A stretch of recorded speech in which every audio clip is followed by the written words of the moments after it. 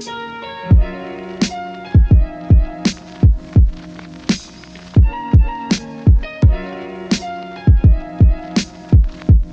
we're making a super simple pasta, but your guests are not going to think so. This is a lot of finesse, and they're going to think, wow, you really hit it out of the park.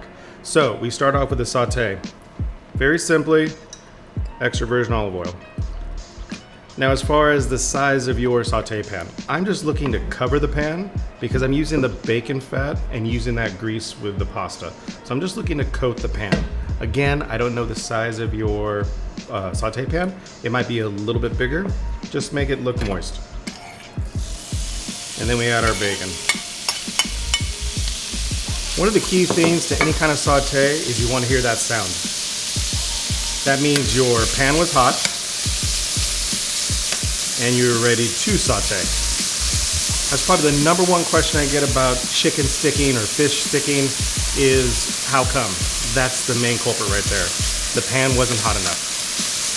So we're gonna go ahead and caramelize these. And once it's caramelized, I'll go ahead and take them out, reserve them, and then I can start the rest of the pasta. Our bacon is just about done. When it comes to bacon and caramelization, when you have the bacon that's almost caramelized, when you take it out, the carryover cooking will make it just a little shade darker and a little crisper. So if it's really, really perfect in the pan, it's probably gonna be a little more caramelized once it rests. So I'm gonna go ahead and take this out.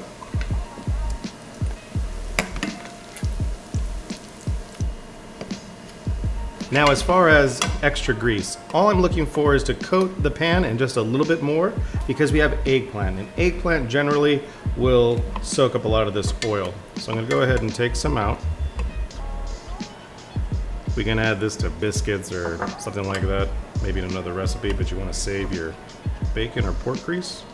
All right, we have some onions. I have some eggplant.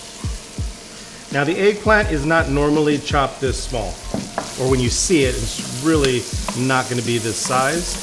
But what I'm looking for in this dish is fine bits. So as I start to eat the pasta, I get a bunch of little bites as opposed to a bigger piece of eggplant. The condiment is smaller, and in Italian cooking, it's about the pasta, not the condiment. So I just like to keep this smaller piece. All we're looking to do is get the onions caramelized, and once the onions are caramelized, I can add the garlic.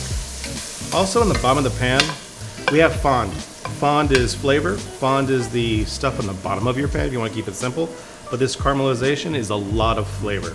So when we put the onions in and the eggplant, once it releases its water as it cooks, it'll start to take this fond off, and that's going to be a whole heck of a lot of flavor in this sauce. The tomato, the acid in the tomato will also completely take that caramelization away. When it comes to garlic, I like shaved garlic, but if you want to go ahead and mince this, you totally can.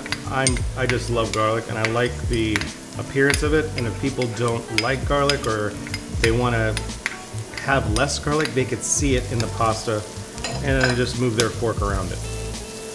It's also shaved really, really thin, so it's gonna cook relatively fast. Now when it comes to garlic and recipes, I see a lot of recipes where the garlic goes first.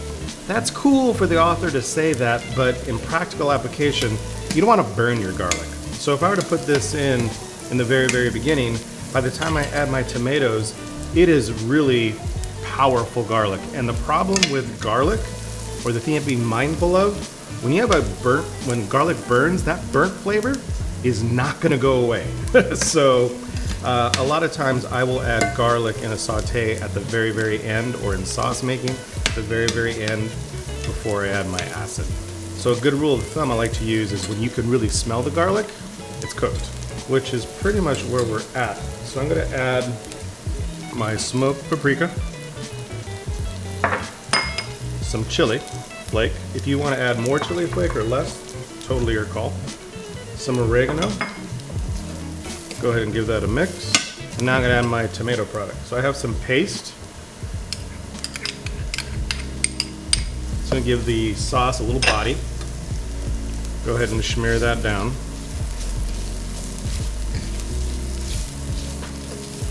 Just trying to get that metal taste out. All we're trying to do is smear the bottom of the pan. And then I'm adding my San Marzano whole tomatoes that I diced. And now we're cooking. I'm gonna go ahead and drop my heat to a simmer. And as I'm moving this, you can see that fond go away, adding to my sauce. So this is the stage where I just let it cook. You're not gonna do anything. You're trying to get that canned flavor out, meld all these flavors. You're looking anywhere from 10 to 15 minutes. Our pasta is just about done. A key ingredient for the pasta is gonna be the pasta water. If this sauce gets a little bit too thick, that pasta water brings it together. Even if it didn't get thick and it was thicker, just the pasta water gives your sauce just better mouthfeel. So I'll let this cook and I'll check on my pasta.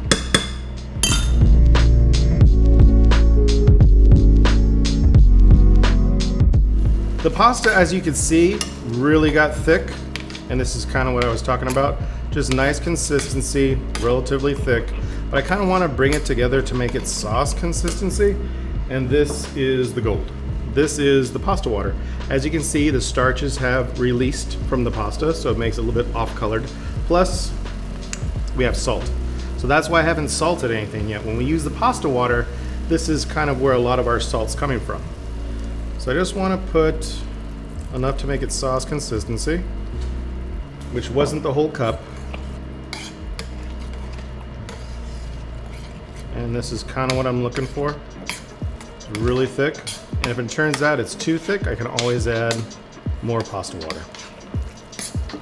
All right, looking good. I'm gonna add my bacon back into it. A little more pasta water. And I think we can introduce the pasta.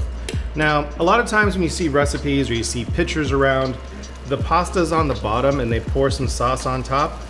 Nothing wrong with that if that's what you do, but I think you might have a few Italians cringe. They like to have the noodle, because think of the noodle as the main ingredient, the pasta, and whatever you're putting on top of it is the condiment. So they really want flavor on the pasta, and they want it to happen inside.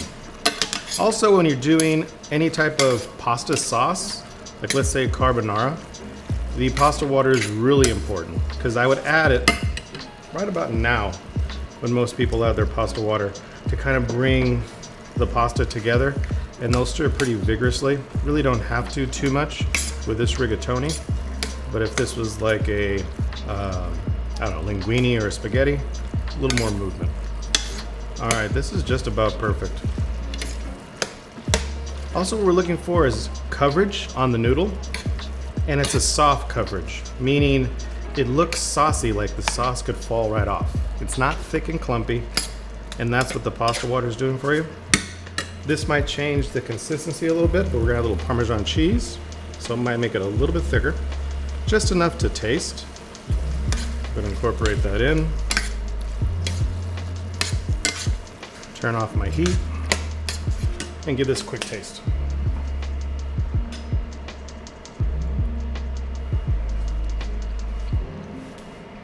Nice.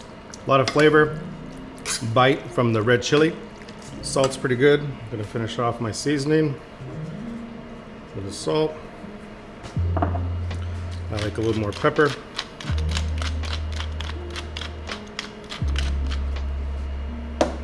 Add some parsley. Go ahead and give it a mix. And this right here is really super simple pasta, but a lot of flavors, depth of flavor. And this is your basic eggplant tomato pasta with smoked bacon. Really delicious. All right, now we can plate up. I mean, the colors, the sauce consistency, I mean, this is something you can definitely do on a Sunday night because you had bacon earlier in the day. I mean, just super simple pasta, but your guests aren't gonna think so. And then as far as finishing it off, I like to use a little bit of extra virgin olive oil right on top. It's one thing to cook the extra virgin olive oil, but when you have that flavor of raw, it's just really nice as well. A little bit more cheese. And I like real breadcrumbs. These are seasoned, gives it crunch. So when you have this pasta, just a nice bit of crunch. And that right there is eggplant tomato pasta with a little bit of smoked bacon. Really delicious. What I like about this dish is the simplicity. There's only a couple ingredients, and I think that's where people get it twisted. They want to throw a bunch of things into the pasta, which is fine, but a few ingredients brings a whole lot of flavor. The eggplant, since it's chopped so finely, it just kind of melds into the sauce, and those people that don't like eggplant, they're gonna taste it and go, wow, what's this? So the introduction of the eggplant is awesome. Bacon is chopped really fine. Again, it goes in the fork, just like this. So when I pull it out, what am I pulling out? What I'm pulling out is flavor, because they really can't see the bacon or the eggplant or onion. And that's really all this dish is. The other part that I really enjoy about this dish is the breadcrumbs. The breadcrumbs almost make the dish or put it over the top because it's that crunch you're looking for with pasta. I mean, totally cool. Now, as far as changes to the dish, if you want to add some burrata cheese or add things to it, you totally can, depends on your flavor profile. But something as simple as this is delicious. Something you should definitely try.